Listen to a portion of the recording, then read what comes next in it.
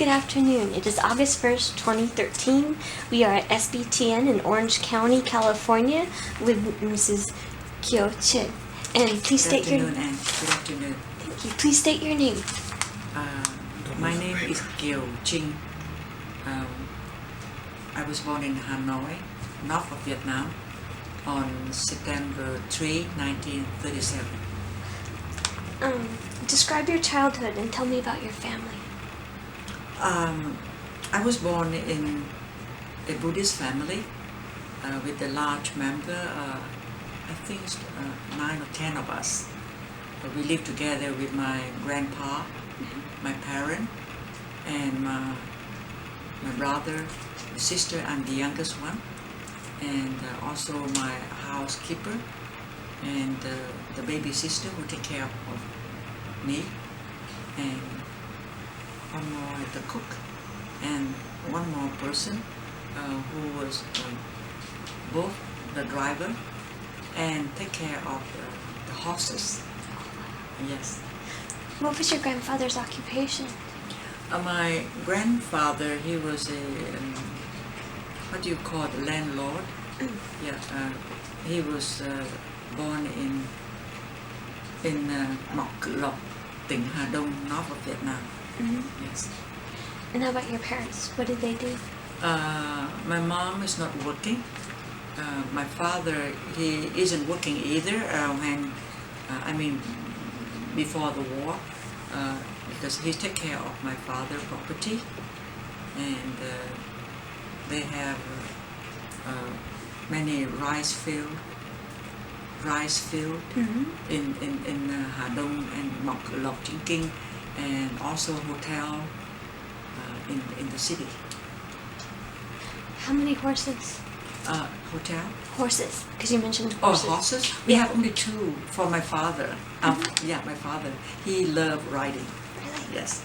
And I used to riding with him when I was little. Yes. What kind of horses were they? I don't know what kind. I just remember he has 2 horses with brown color. I love the brown color. Yes. So, was there a certain style of riding you did, or you just rode? Saddle riding. Yes. Yes. So when did you fall in love with acting, and when did you decide to become an actress? I did not decide to become an actor. When I was young in North Vietnam, because of my mother died since I was very young, my mother and my younger brother was died due to, at the time that my mom went to the hospital to giving birth to my younger brother. But at that time, the Second World War, 1943 to 44, and the Allies armed forces, the Allies bombing the Japanese occupied North Vietnam, and the bomb hit the hospital, killed my mother and my younger brother. So then I was grown up with, I only know my father. I don't know much about my mother. How old were you? I think I was 6 at that time. 6, yeah. How would you describe her? I describe her as, I remember her with a very long hair. That I remember every time that she washed her hair, she had to stand on a tool and to have the baby sister comb her hair because it's so long, and then she had to sit on the hammer and dry her hair. And I also remember that she loved garden because at the home we have in Kim Mã, we call Kim Mã Sa Cha.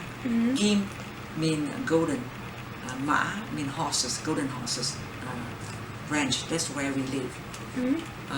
So we have garden, and she loved flower, with all kind of flower and fruit trees. And I saw her so many times in the garden.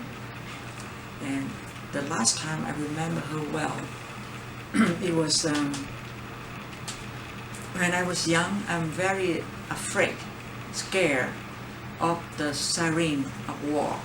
Every time that the airplane coming, and you know, the siren, is that correct? Yeah, the sirens, the air raid Yeah, sirens. the siren give you the hint that the airplane is coming. And so right away everybody go to the shelter. We have a shelter in our backyard. And the only last time I remember is my mom holding me very tight in that shelter. And at the moment that we hear all the bombing around, because where we live at Kinma, and right in front of the hill we call Mubo, right in front of the hill where the Japanese are occupied. And that's why when they bomb the Japanese, so we, from our house, we can hear so close. And I remember that my mom held me real tight in the shelter, and I look at her and she was closing her eyes. That was the last image I remember of her. Now, how would you describe your grandfather? I love my grandfather because of, after that in 1945, at the time that the starvation occurred in Hanoi, then my whole family have to evacuate from the city to the village of my grandfather in Ngọc Lộc. So then I live with my grandfather, and I remember his house with the golden fish pond. I remember from the backyard, it's a huge yard that, and after the yard we have many little house for those who work for my grandfather, take care of the rice field. They live there, and in the backyard, my brother and my sister and myself, we used to play with all the I don't know how to say, with all the thing that you make rice, Like the tools to make it into yeah, like flour, or the all cooking? the tools you make the rice and dry and on the ground and thing. I don't know how to say that in English, but Like the threshing mats and all that? yes. And I remember that house with the big pond in the back, with the lotus flower, and yeah, I love my grandfather's village. I remember my father was a very handsome man. He is a handsome man, very artistic. He also loved poem, and since my mother died, the house is too big for him, and he used to have a kind of, we call salon the poem, because of most of his friends, they are poet, like poet Đinh Hùng, the author Lê Văn Chương, and the author Ngọc Giao. They're all gathering at my house at the weekend, and I am the youngest and with our mom, so my father always had me next to him. So I happen to know all of my father's dear friend, and two of them was my adopted father. Author Ngọc Giao was my adopted father, and also for this moment I couldn't think of all the name of my father friends. Hà Văn Vượng, ông Hà Văn Vượng, also my adopted father. Hà Văn Vượng later became ông Hà Văn Vượng also painting, and later he became the minister of finance in the French government, and my father was his assistant. And that group of friends that used to get together in my house, in my father's house. When you lost your mom, like you said earlier, when you were very young, and your father was your only parent you had, and you were very close to him, and you loved him very much. So tell me about the difficult decision to journey by yourself alone to South Vietnam in 1954 under the Operation Passage to Freedom, when a lot of people left North Vietnam. And can you describe that journey for me? Actually, I did not decide to leave the North alone. Okay. In my family, since my father died. What do you think of the Geneva Accords of 1954? To me, it was a shame. The shame that the agreement have divided my country into two parts, North and South. Mm-hmm. Divide the country in two and divide millions of families belong to this side or the other side. Tell me about the difficult decision to journey to South Vietnam in 1954, when a lot of Vietnamese fled the North Vietnam under Operation Passage to Freedom, and describe that journey. Actually, I did not decide to go south by myself. My father, at that time, he was the assistant of the Minister of Finance, Mr. Havenberg. Mm-hmm. And my father had the right to evacuate the whole family with Mr. Havenberg family.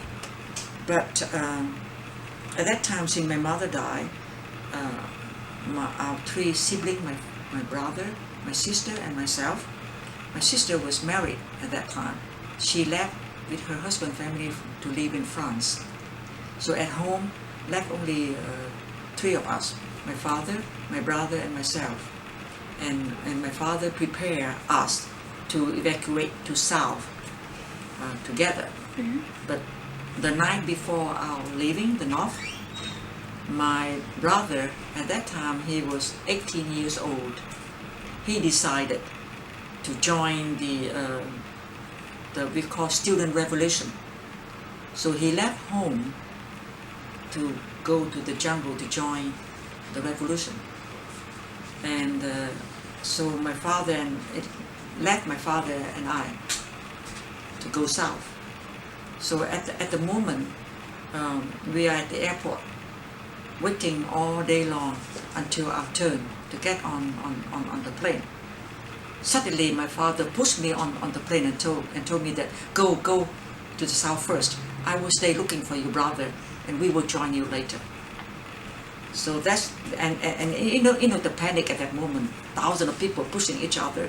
So people pushed me further and further into the plane, and I was crying and everything. But that was the last time that I saw my father, and he never made it to the south.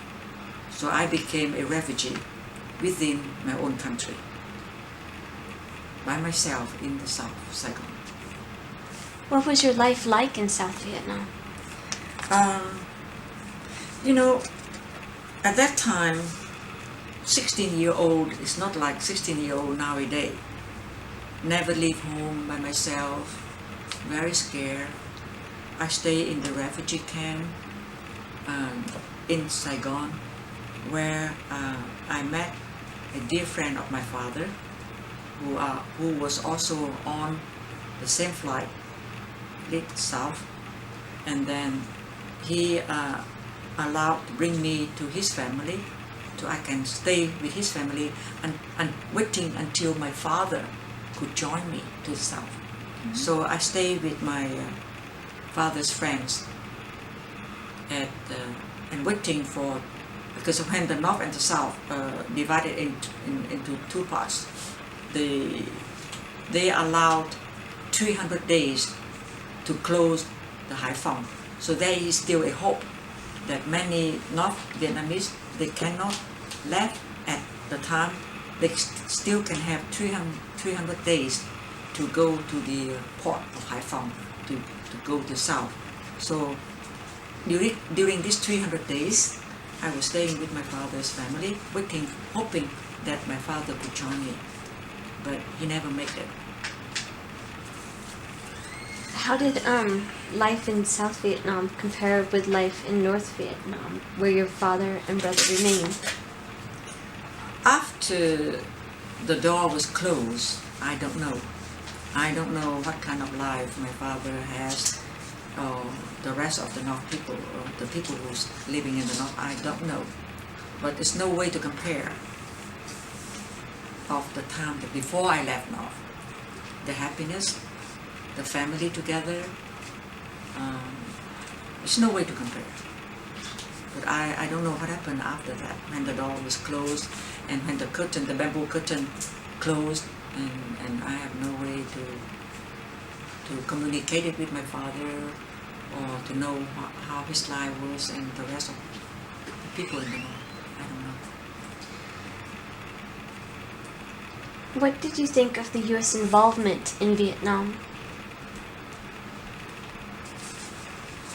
Well, this is a big question.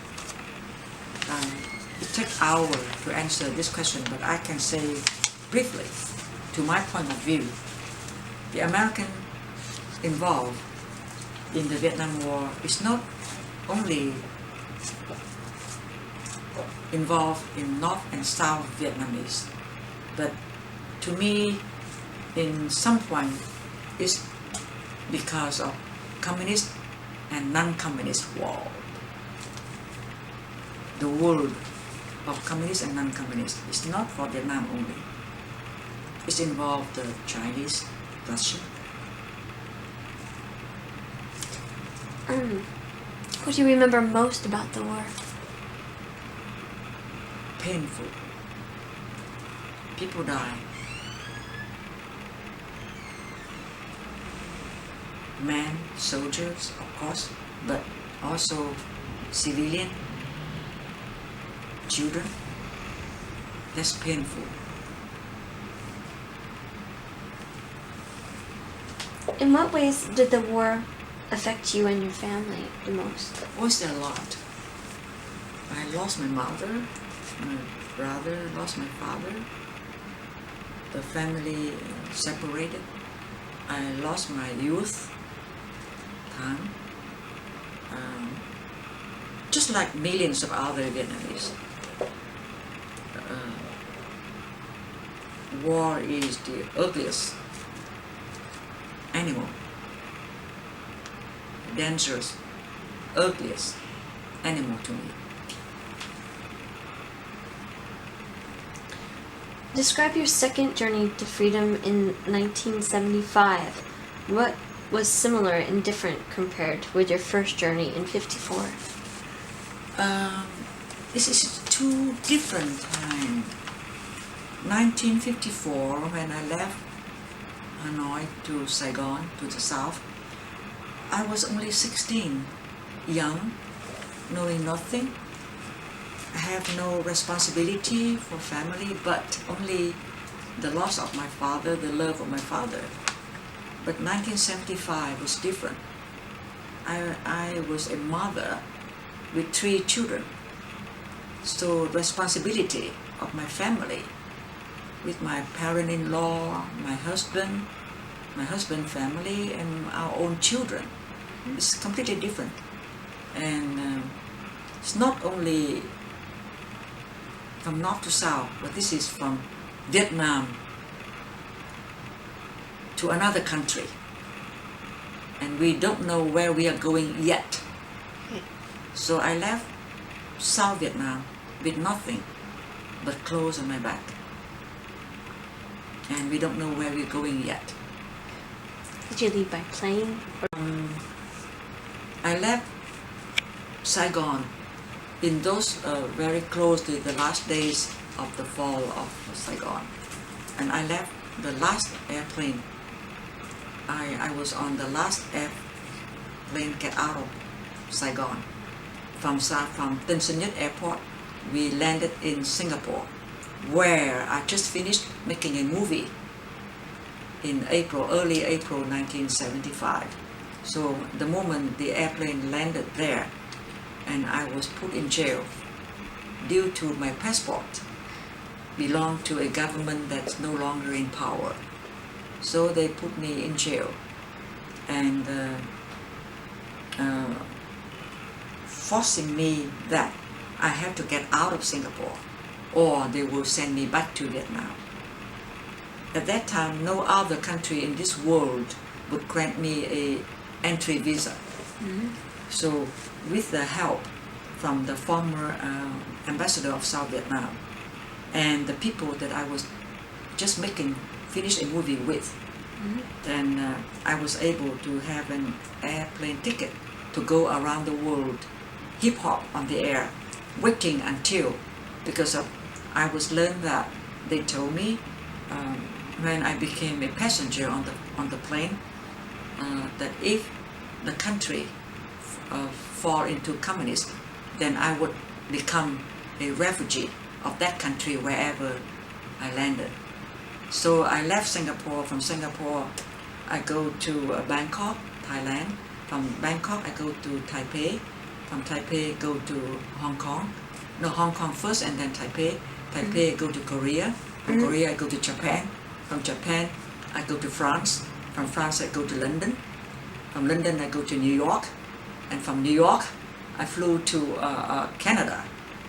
And it happened that I landed in Canada 6 p.m. on the 30th of April, where I learned that Saigon had fell into communism, and I became refugee in Canada. So, your husband and your kids, were they with you or did they come later? Yes, very fortunate that I learned it at the country where my children are. The story go backward a little bit.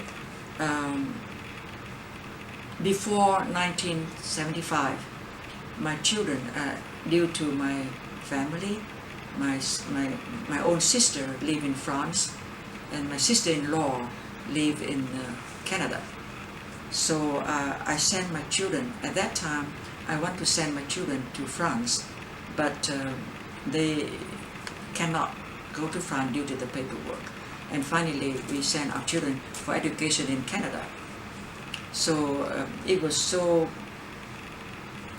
fortunate for me and my children that when I landed on April 30th, it was the fall of Saigon. And then I became refugee in Canada, where I can be together with my children. How old were your children at this time? At that time, my children was, the oldest was 15, my daughter, and the second son was 13, and the youngest one was 11. In 1975, you had an opportunity to reunite with your father, but had to make the hard decision to flee your country without reuniting with him. Tell me a little bit about that decision, because I know you were in Singapore filming, but there was an opportunity to reunite with him. Yes, because I left my father at a young age, and the relationship between him and me are so close. He's not only a father to me. He played the part of a father, a mother, and a friend to me. We were so close. We love each other so much. And he did not remarry to be close to me.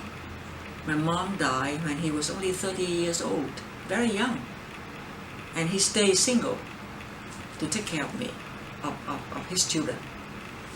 And so it's such a pain to me that I have to live without my life without him.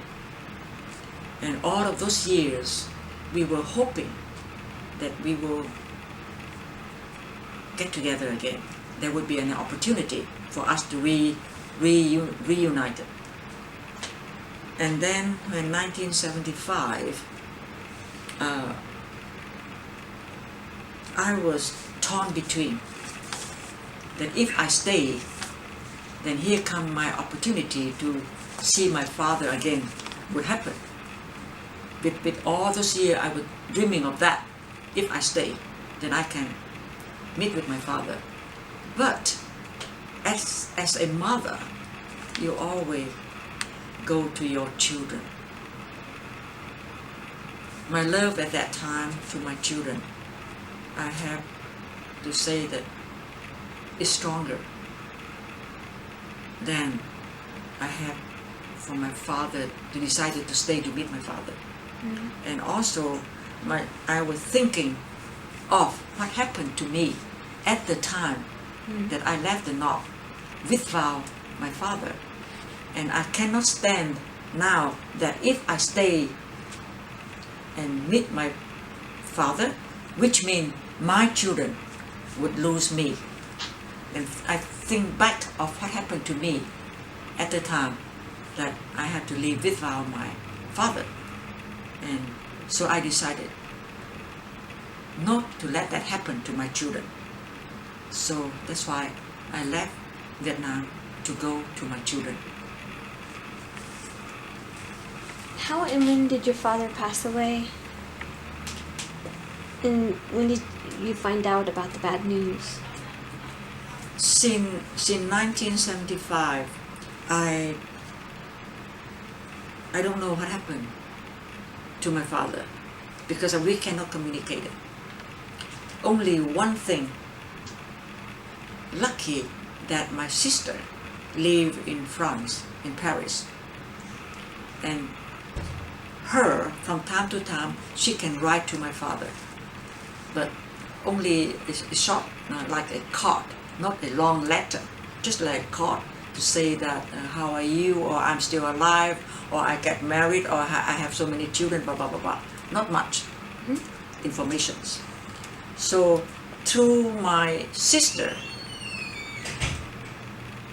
information that she gave to me, I only know that my father is still alive. But she didn't tell me the truth, how his life is in the North. She didn't tell me that. She only tell me that yes, he's still alive. That's all. And I think that's what she knows. Until 1978, I received a telegram from my sister in Paris, told me that my father passed away. How? She doesn't know. I don't know. I only know that 1978, that he passed away. Until, I only know how, until 1995, when Vietnam lifted the embargo, that people can go back to Vietnam. And I myself went back to Vietnam in 1975 for the first time after 20 years of the war ended, and after 41 years since I left Hanoi, not Vietnam. I went back in a position that I was the founder and co-chair of a charity organization called the Vietnam Children's Fund. My co-chair was the journalist Terry Anderson. So Terry Anderson and I, we went back to Vietnam. Our organization is to build schools, elementary schools, donated to the poor children in Vietnam. And our organization, first schools, was funded by Mr. James Kimsey. He is the founder of America Online. So, and my co-founder was veteran Louis Puller of America, the one who lost both legs on the wheelchair. So, 1995, we built with the sponsor from Mr. James Kimsey, that we built the first schools at the 17th parallel, where divided my country into two parts during the wartime. So we, four of us planned to go back to inaugurate the school. And Mr. Louis Puller, Terry Anderson, Mr. James Kimsey, and myself, we planned to go back to cut the ribbon of our first school. But unfortunately, our dear co-founder Louis Fuller commit suicide months before that. So it's a big loss to us. So only 3 people left. Jim Kinsey, Terry Anderson, and I. We went back to inauguration, the first school of the Vietnam Children Fund in Dong Ha, 17 Parallel, center of Vietnam. That is my official mission. But my other mission is to go to Hanoi to meet my brother, whom I haven't met for 41 years. 41 years.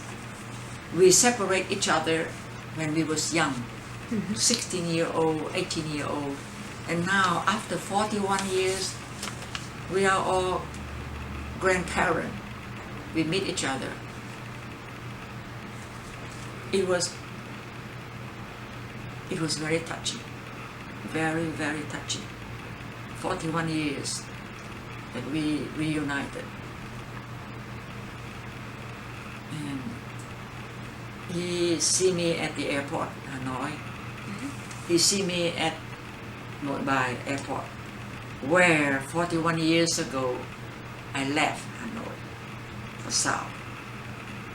Now I came back to the same airport. When I left, it was my father pushed me to the plane, told me go to the South.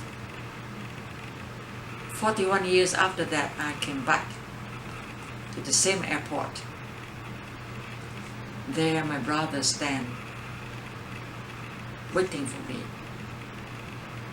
And he looks so much like my father. So much. Same costume that he wear, the black pants and the white shirt. And for one quick second, I flash back the image of my father, the last time that I met my father. Anyway, it was very touchy, so that my brother and me, we reunited after 41 years of separation. What was the question again? I forgot. What else after that? Yes, the return to Vietnam. Oh, yeah, because we were talking about your father passing away and when you found out about the bad news and how he passed away. Yeah, I'm sorry, yeah. And from there, from that meeting, that I learned what life my father has since I left and how he died. So I learned that my father was kept in prison for 7 years because he worked for French government. So he was in prison for 7 years. And he was released due to his sickness. He can't live any longer. He has a very, like, what do you call, diarrhea? Yeah, he had like dysentery and like a cough. No diarrhea. Oh, just okay. like diarrhea, blood to blood diarrhea. The food, he cannot keep his food in his Stomach. body. Yeah. So they release him. And you know, at that moment, at that timing in North Vietnam, only good citizen would have the ration, the card to buy food. We call like C ration card, something like that. Yeah. So my father was a prisoner.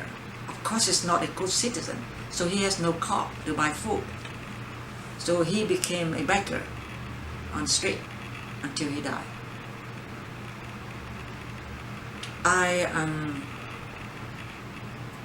I asked my brother many questions. How he lived in prison, and where were you? And my brother answer was, I was in the prison myself too. So that's how I learned that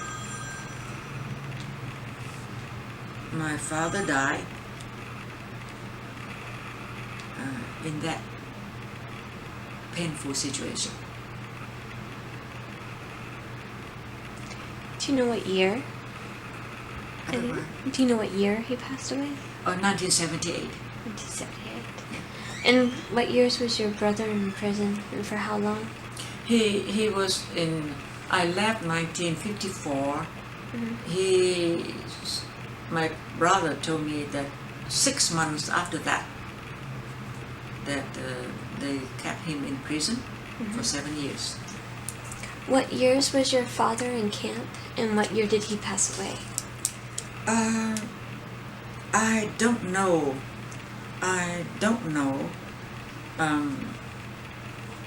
How and when he was in prison, because at that time there's no communication until 1995 when I went back to Vietnam.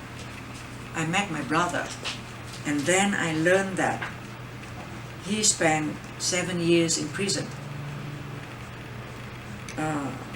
When, I don't remember and how, but he passed away. When I learned about the news that he passed away, it was 1978 from my sister in Paris.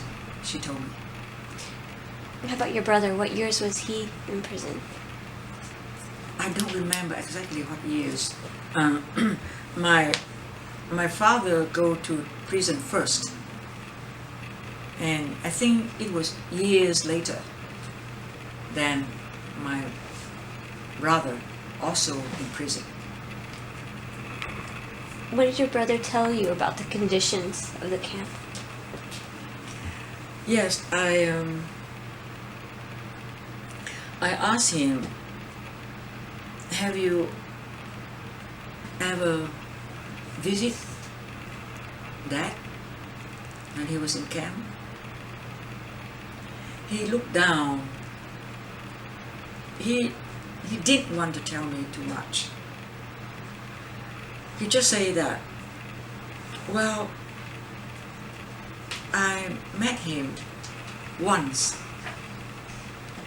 It was the time that I was in the same prison with him. So, he said yes. I spent a few days in the same prison with him. Then I saw him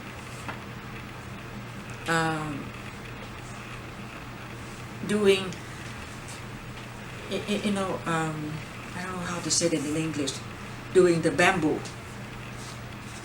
My father job in the prison, he had to do the bamboo to make basket, to put the bamboo to make basket, and his hand was all cracked because he had to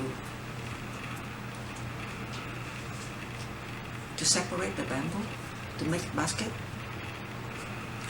And then I asked my brother, so what is your job in prison? He said he has to make many in a huge pot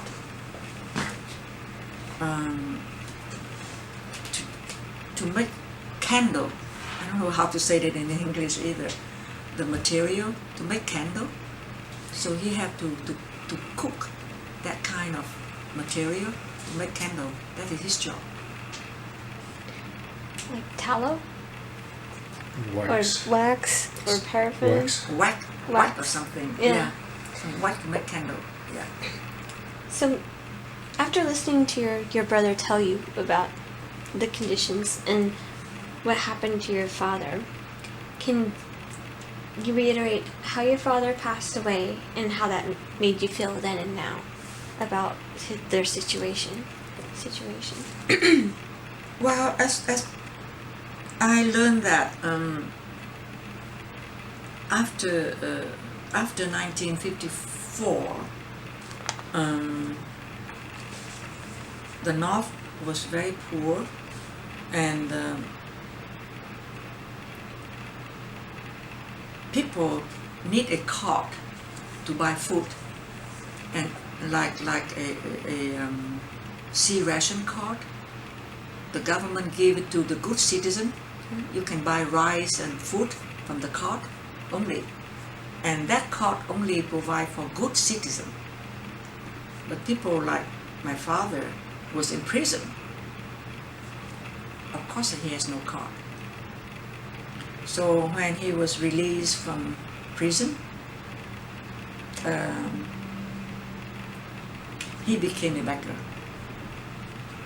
for living.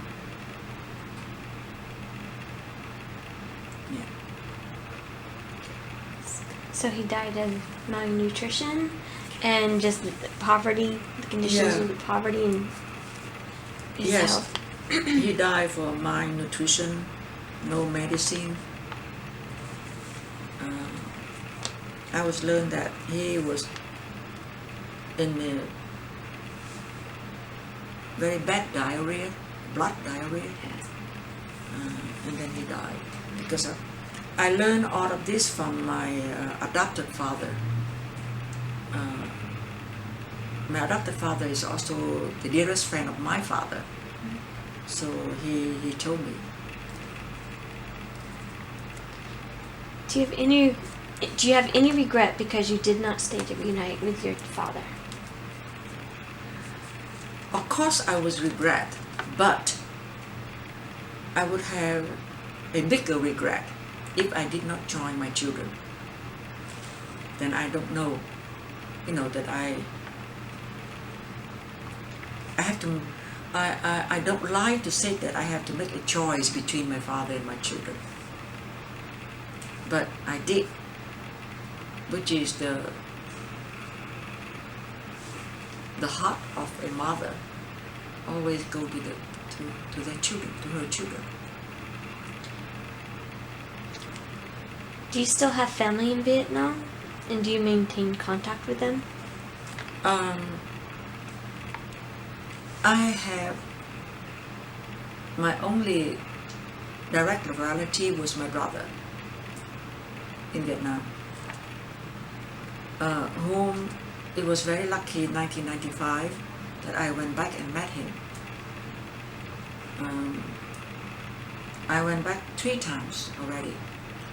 1995, I went back with my co-chair of my charity foundation, the Vietnam Children Fund, which is Terry Anderson, and the sponsor of our first school built in Dong Ha at the 17th parallel, Mr. James Kimsey, founder of America Online, who funded to build the school.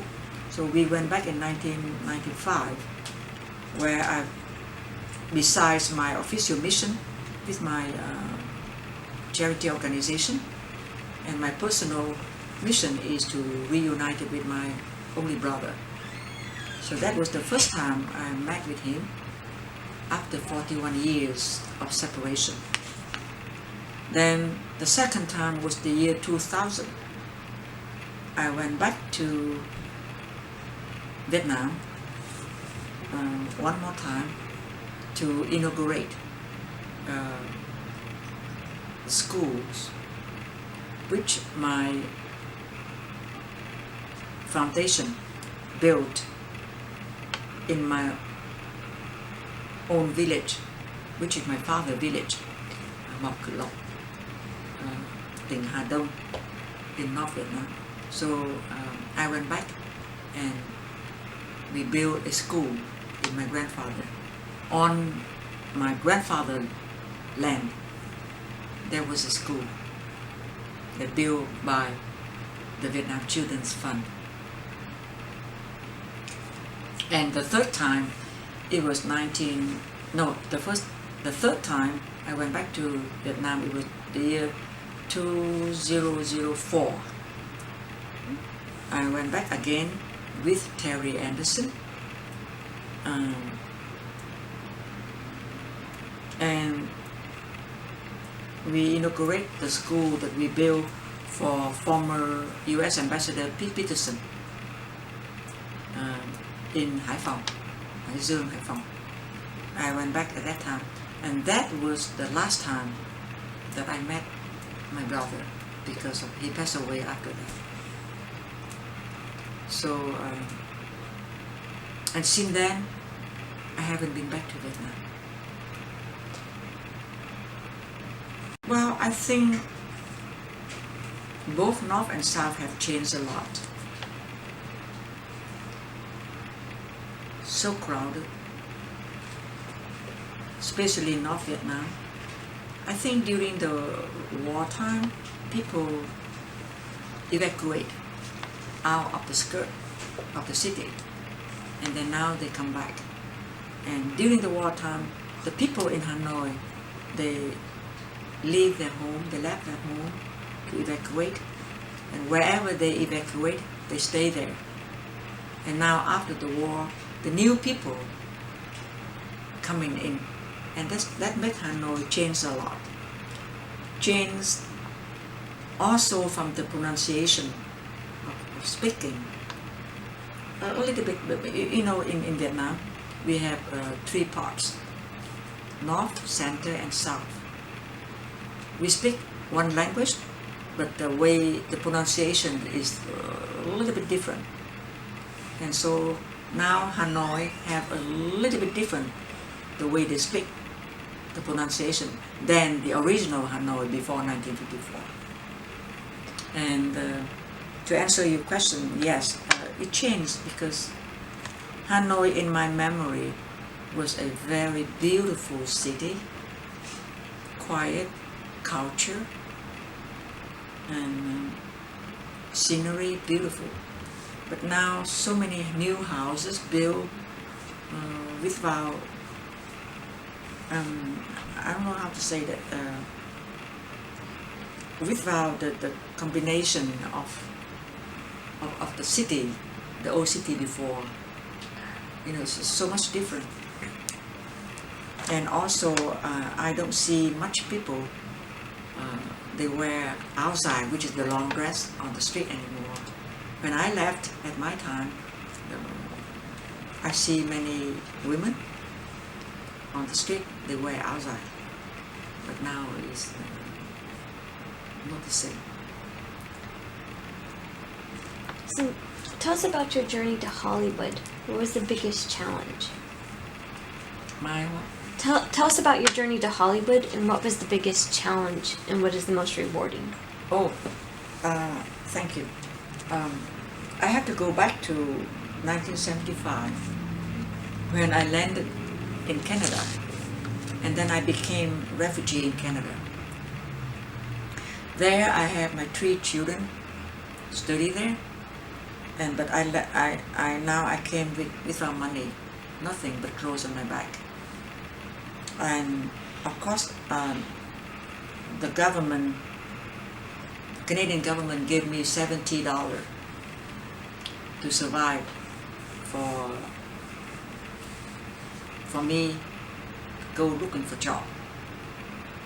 And with $70 and 3 kids, it would last long. So I went to they call Welcome Home to pick up old clothes for me and looking for job. And when they interviewed me that what is my professional skill so that they can send me out for job, I told them I was an actress.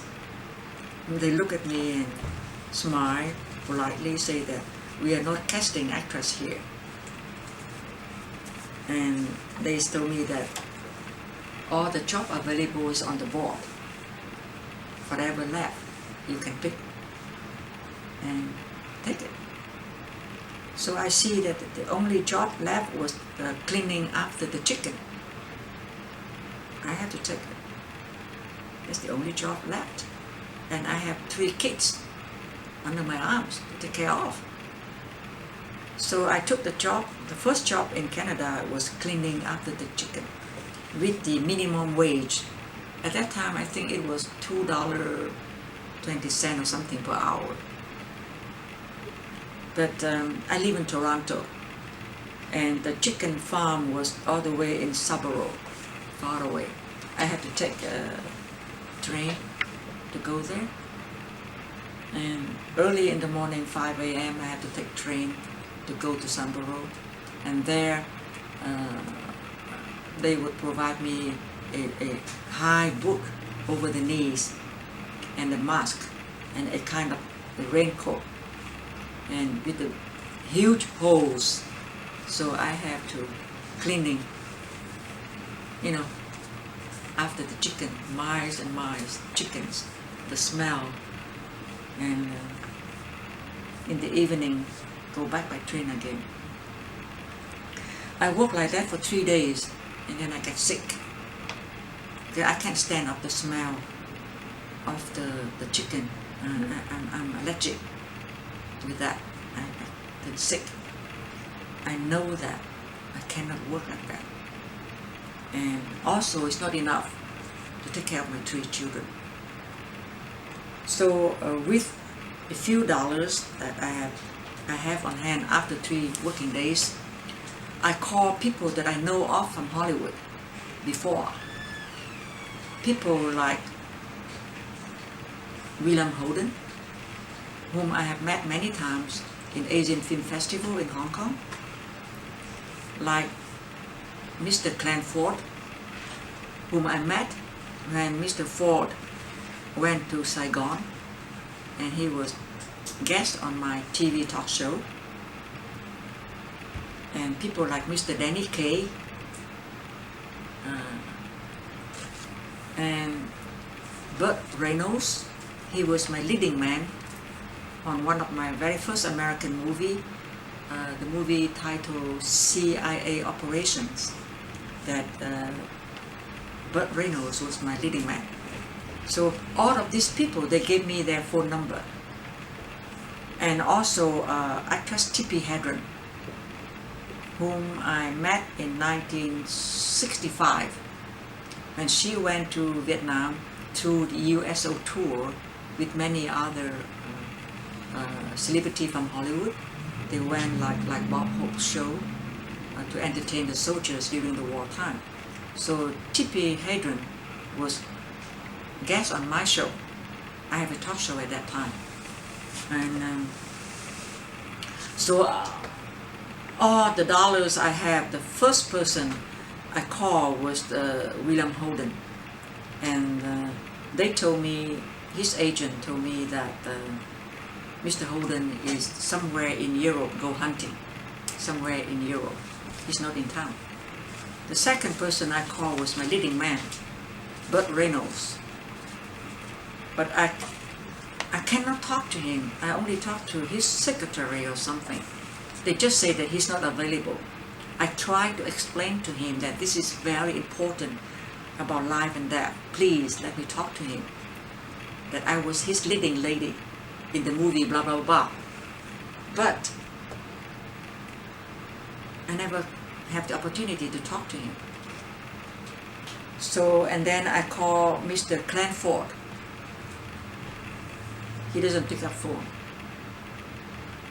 So with my last dollar, I called the person I met only once, whom I do not expect would remember me.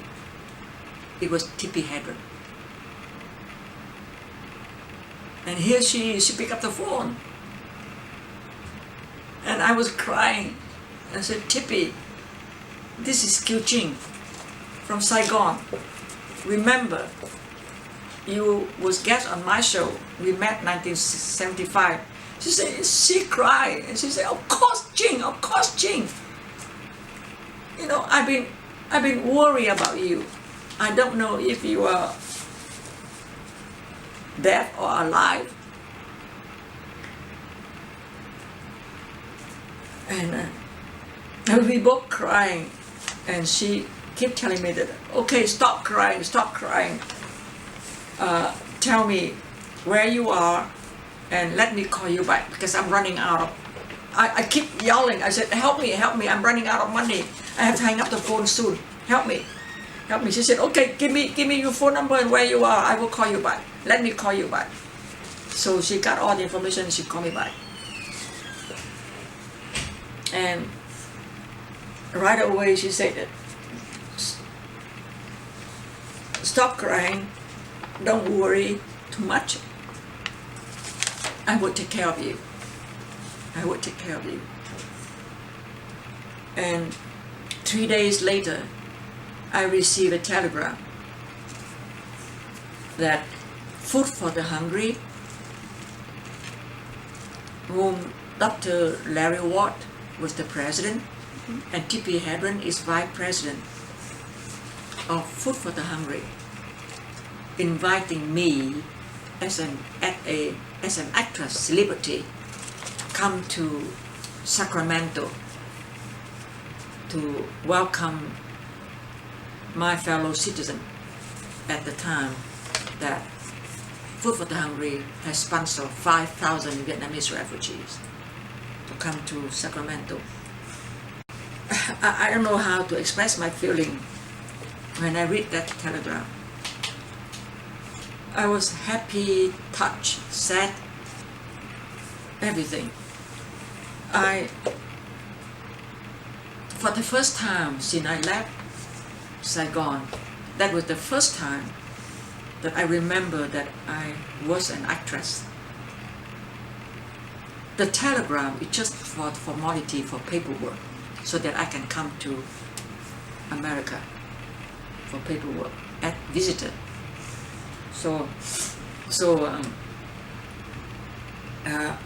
Tippi Hedren invited me to come to Sacramento, and there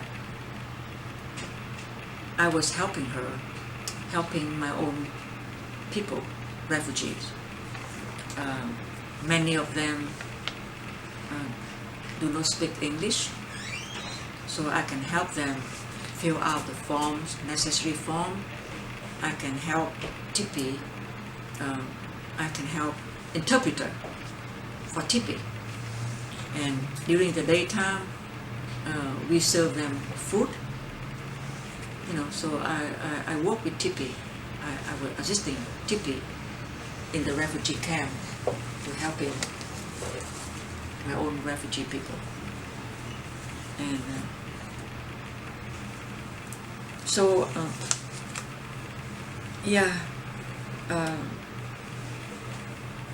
Tippi sponsored me first. I stay here on the 15 days when my visa is over. Then she signed all kind of necessary paper to sponsor me to stay here.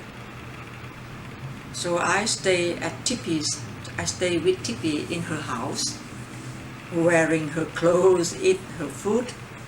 I staying in her daughter rooms, whom is actress Tippi, Melanie Griffith. I stay in Melanie Griffith room, and I stay with Tippi until the paperwork is complete, and then Tippi helping to bring all my children from Canada into the United States. Yeah. So now my family is united, that we are all living in the United States. What year were you reunited with them? Yes, when Tippi signed all kind of necessary paper for me to be able to stay in the United States, and then she sponsored the rest of my children, my family, the rest of my family from Canada to here. So now we are all living in the United States. How many films did you star in Vietnam and in the U.S.? The beginning, how could I work in the United States? I was very lucky. At the time that I was staying with Tippi Hedren, living in Melanie Griffith's room, where I have the opportunity to meet actor Don Johnson. At the time, Don was friend with Melanie, and it was Don Johnson helping me. How should I say? I have to go back further. Yeah, and after that, actor William Holden returned from Europe. He got my message that his agent told him that I was looking for him. So it was very kind of Mr. Holden. He sent me the biggest bouquet of roses that I have never received in my life, with a kind note saying that, "Welcome to America. Make this land your home." I still keep the card. And then we talked on the phone. I told him that I need a job. And he and William Holden and T.P. Hadron was helping me to become a client of William Morris Agency. They find me an agent at William Morris Agency. And so I became, it is very complicated. You cannot become a member of Screen Actor Guild unless you have a job. And you cannot have a job unless you are a member of the union. So these two things crisscross. And later it was Mr. Robert Wise, director Robert Wise, whom I met long year back in Vietnam, and whom I met again in Hong Kong at the time that he invited me to work in his movie called Sandpaper with Steve McQueen. It is a long story, but anyway, when he invited me to be in the movie, but the company have no permit to shoot in Taiwan due to the script or something. And years later, when they go to Hong Kong to shoot the movie, then they have to cast somebody else instead of me. But anyway, that's where I met Steve McQueen and Mr. Robert Wise. And later, it was very kind of Mr. Robert Wise signed a letter, introduced me with different director and company around here. One of them was Mr. Francis Coppola. At that time, Mr. Coppola is preparing to make the movie Apocalypse Now in Philippines. And with the introduction from Mr. Robert Wise, I have met with Mr. Francis Coppola, and they gave me a small, tiny part in a scene where I would play the wife of Marlon Brando character, the local people, the wife of character of Marlon Brando. But I was so thrilled about that. Who doesn't want to work for Francis Coppola and to play a character to become Marlon Brando's wife on screen? But unfortunately, I wasn't US citizen at that time. I cannot leave the country. If I leave the country, I would lose all the previous day that I was here. And to come, I don't know if I can come back to the United States. So I lost my huge opportunity to work for Hollywood with famous people, Marlon Brando, Francis Coppola, Martin Sheen in the movie, so I lost that opportunity. And then later it was Don Johnson introduced me with, I forgot all the name of the people, somebody who worked in Burbank studio at that time, that Robert Redford and God, I forgot the name.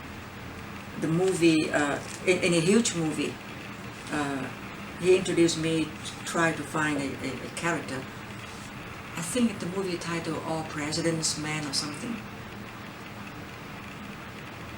Yeah, but unfortunately there's no Asian character in the movie.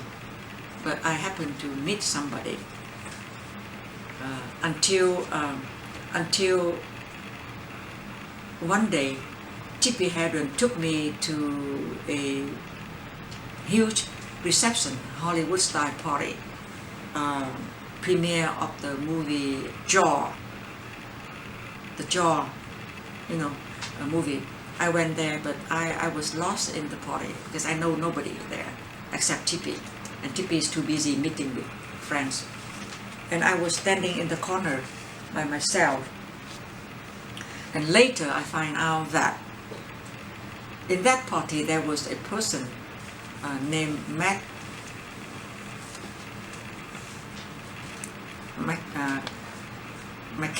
Mr. McCabe. He was the executive producer of the show Mesh. Yeah. He saw me standing in the corner somewhere by myself. He might ask somebody who was that lady, and somebody told him that I was a well-to-do woman and actress from Vietnam. So somehow he has that image in his mind. Later he talked to Alan Alda when Alan Alda wrote a script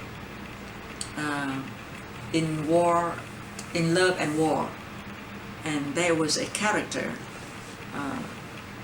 Seong character, a Korean woman who came to Mesh seeking for medical, that whom she met Hawkeye, the character that Alan Alda played, and they fell in love. And but later she has to go back to her people, the Korean people, and they separated. So that was my very first character that I play in Mesh, the love of Alan Alda. Thanks to Mr.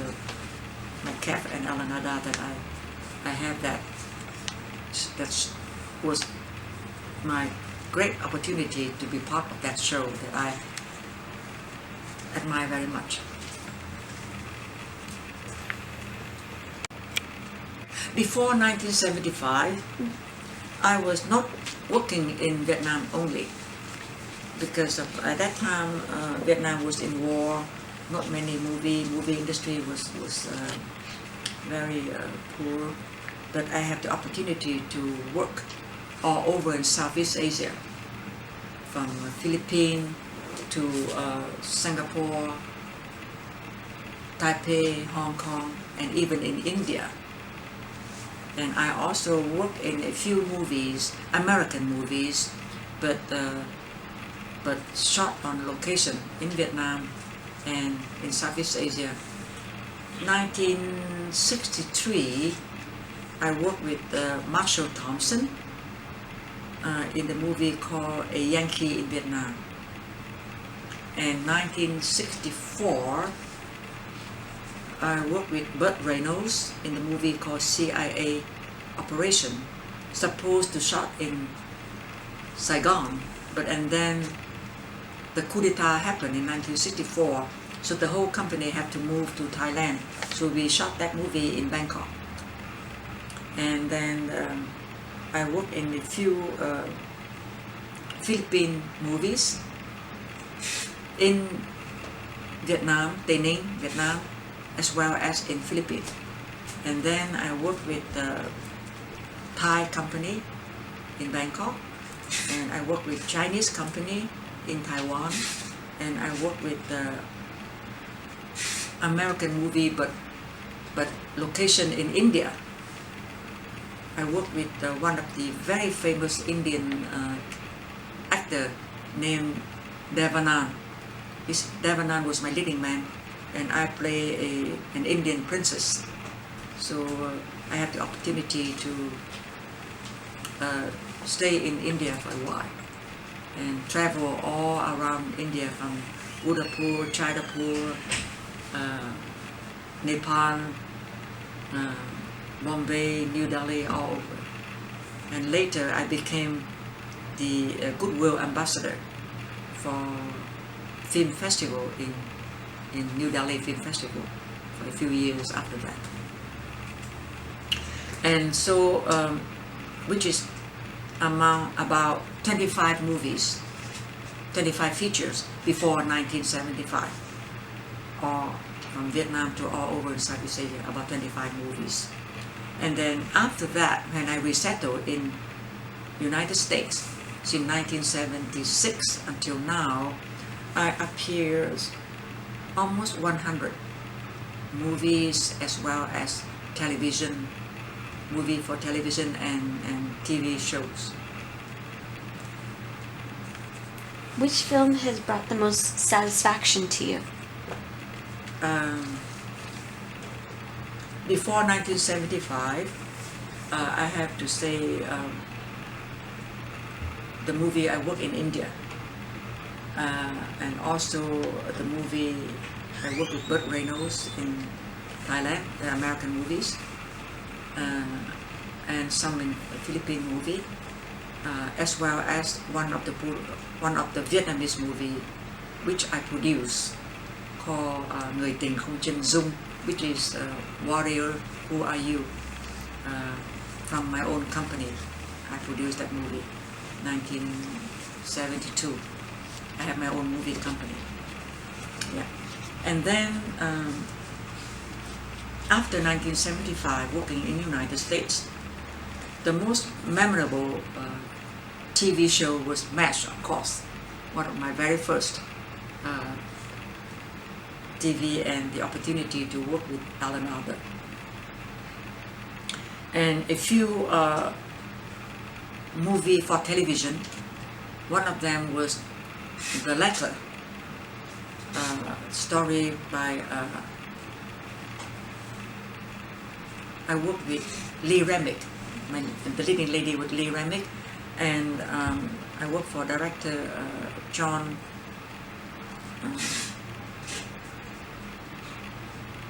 Kerr. Yeah. And then many more later, one of them I had the opportunity to work for director Franklin Schaffner in the movie called Welcome Home, and my leading man was Chris Christopherson, and the movie is shot in Indonesia and United States. And then many more movies like The Girl Who Spelled Freedom. I play a Cambodian wife of Chris Christopherson. And I have to say that the most memorable and recognizable was the movie The Joy Luck Club, story by Amy Tan and directed by director Nguyen. Yes. Okay. Besides being an actress, you also devote much of your time to humanitarian causes. What is the most significant? That I have people like former veteran Louis Poller Jr., journalist Terry Anderson, and we formed and some more friends, we formed the Vietnam Children's Fund. Our goal is to build 52 schools donated to 52 villages in Vietnam that in the area has been most damaged by war. So we start our association in 1993, and 1995 we were able to build our very first school funded by Mr. James Kinsey, founder of America Online. So 1995, James Kinsey, Terry Anderson and myself, at that time Louis Puller had passed away, and we inaugurated the first school built by VCF, Vietnam Children Fund, right in the center of Vietnam, the 17th parallel, where divided my country into two parts during the wartime. And until now, with the kind donors that the VCF was built 49 schools already. 49 schools all over in Vietnam, from north to center to south. And those 49 schools was room more than 30,000 children already. And we hope that we still able to meet somebody helping us to complete our goal to build 3 more schools. And that I would be very, very happy that my dream come true about the goal.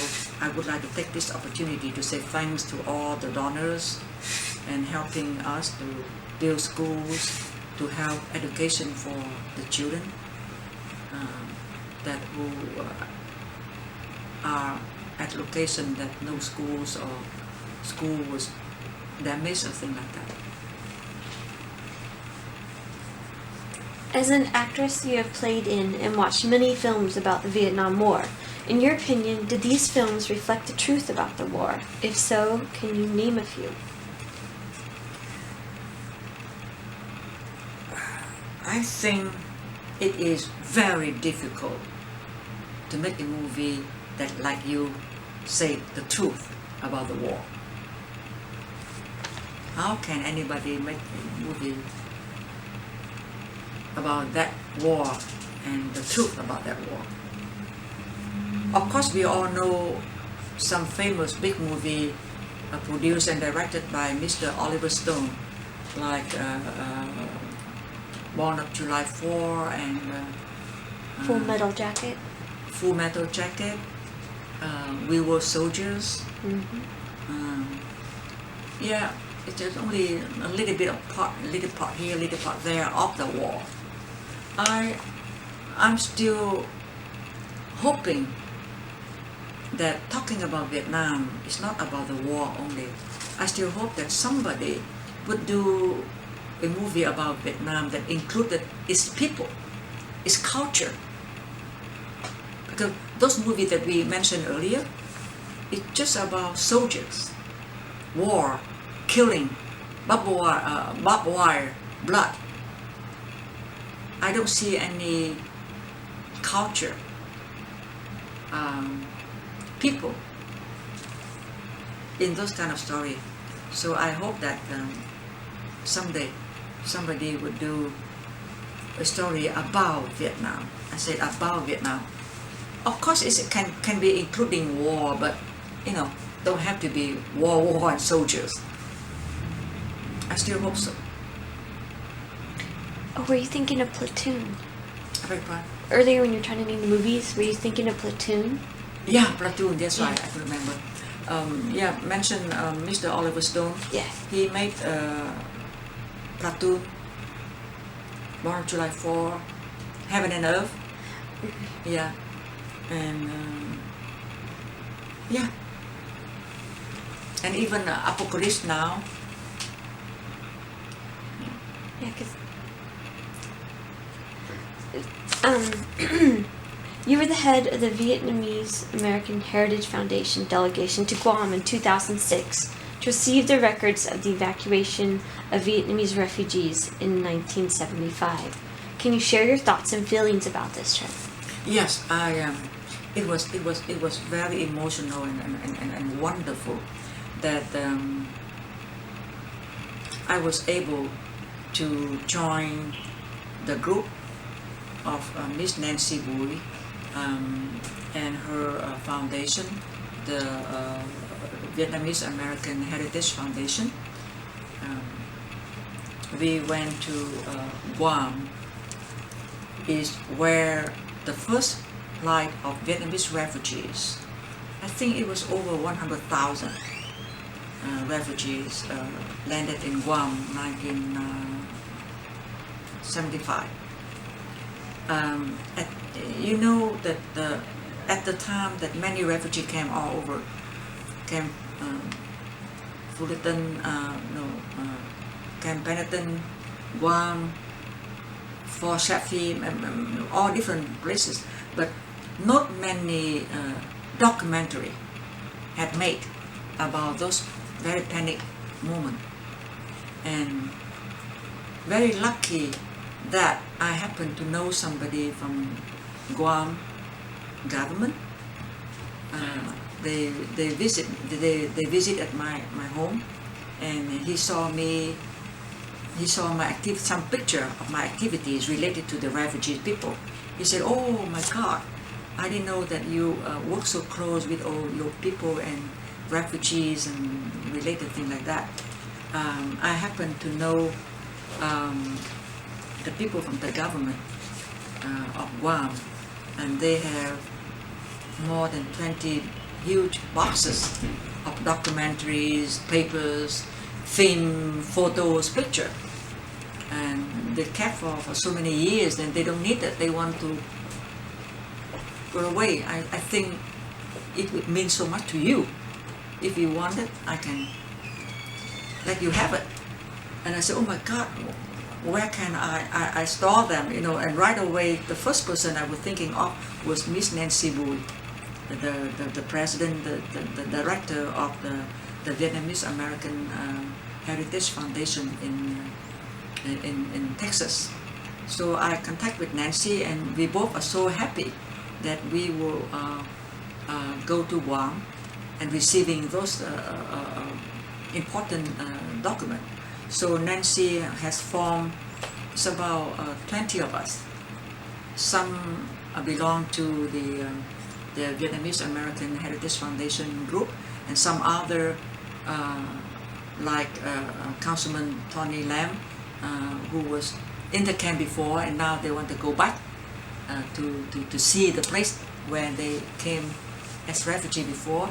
And it was very touching that we went there. We all flashed back of our difficult time, and we met with Congresswoman Bodalo, and she was so kind, receiving us and introduced us, and with the mayor of Guam, and to form a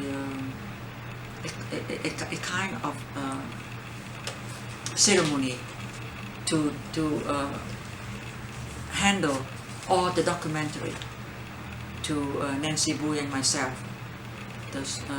So that thanks to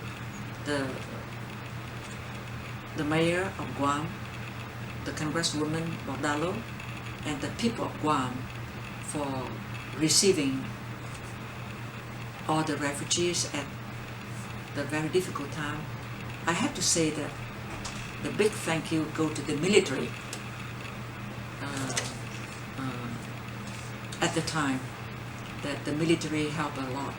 Nancy and I, we had the opportunity to visit the air base at Guam, where the military people have helping to set up the tent, and providing food, blah, blah, blah, everything.